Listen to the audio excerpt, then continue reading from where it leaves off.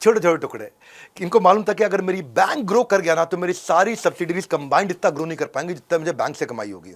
Subsidiaries मतलब नहीं समझे आप, जो उनकी छोटी छोटी कंपनियां थी, कोटक महिंद्रा कैपिटल कंपनी थी, कोटक सिक्योरिटी थी, कोटक महिंद्रा का म्यूचुअल फंड था, कोटक महिंद्रा की एसेट मैनेजमेंट कंपनी थी, कोटक महिंद्रा का एक प्राइमस भी था, एक कोटक क्या एडवाइजरी इन्वेस्टमेंट लिमिटेड, ये छोटी छोटी बहुत सारी अलग अलग धंधों में घुस चुके थे। मैंने बताया ना अलग अलग कई धंधे इन्होंने किए। तो मार्केट को ये एसेस कर रहे थे।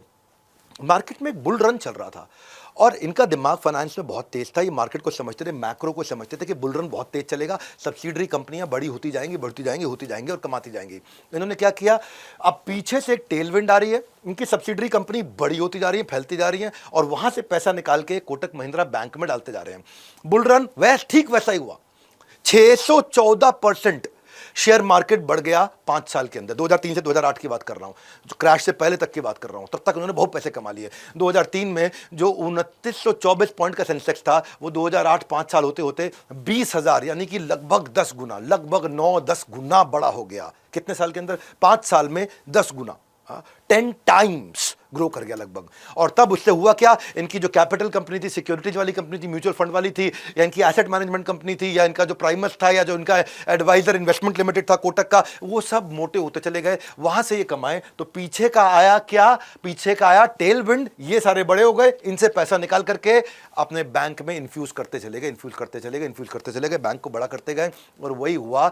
अब इसी साल अप्रैल से जून तक इनके केवल बैंक का profit after tax final PAT, एक क्वार्टर का बता रहा हूं, एक क्वार्टर 3 महीने का 3500 करोड़ का था और बाकी सारी सब्सिडरी मिलाकर के 1500 करोड़। एक अकेला बैंक 3 महीने में 3500 करोड़ कमाया, बाकी सारी कंपनी मिलकर 1500 करोड़। तो इनको मालूम था शुरू से ही कि बैंक शुरू करने का जो उन्होंने सोचा था उसके लिए पैसा आएगा कैसे। अब आगे चल करके देखते हैं कि इन्होंने बैंक पर ट्रस्ट कैसे बिल्ड किया, एक्सपेंशन के लिए क्या किया। उसमें इनका छठा अध्याय, PR is better than advertising.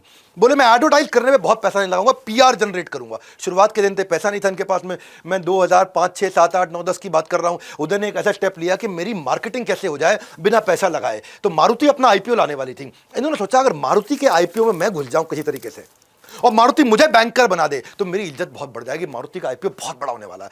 अपने समय में मारुति का बहुत जायंट आईपीओ आने वाला था। तो उदय ने सोचा बस यहां मैं इसका इन्वेस्टमेंट बैंकर, मर्चेंट बैंकर बन जाऊं और मारुति के साथ मेरी शुरुआत हो जाए, क्रेडिबिलिटी अपने आप बढ़ जाएगी। एडवर्टाइजिंग में तो पैसा लगाओ खत्म हो जाएगा, लेकिन पीआर की इज्जत